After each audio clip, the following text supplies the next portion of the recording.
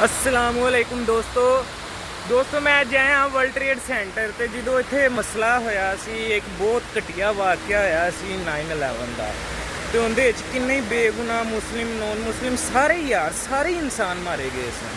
ठीक है तो उन्होंने उनकी याद च वर्ल्ड ट्रेड सेंटर मेरी बैक साइड से तुहानू नज़र आ रहा।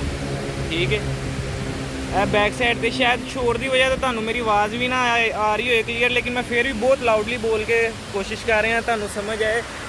तो उन्होंने याद च इन्होंने ना सामने जिन्ने भी होए सन ना उनके शहीद होए सन उस वाक़े 9/11 के, तो उन्होंने याद च सारिया के नाम ना सामने बनाते ने उदो ही बनाते सन जो कि इन्होंने दोबारा वर्ल्ड ट्रेड सेंटर तमीर किया सी।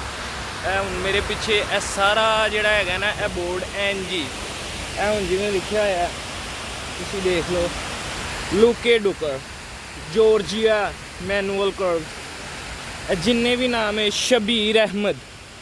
ठीक है यह भी शबीर अहमद भी कोई है सी, हैनरी फर्डन भी कोई है सी, लियो बोर्ड भी है सी। ठीक है मिनोल डी भी है सी, यानी कि जिन्ने भी जोज न्यूजल सारे जिन्ने भी सन यार सारिया के ना इतने उन्होंने नाम देखो पूरा इन्होंने बनाया तो इतने इन्होंने नाम लिखे ने।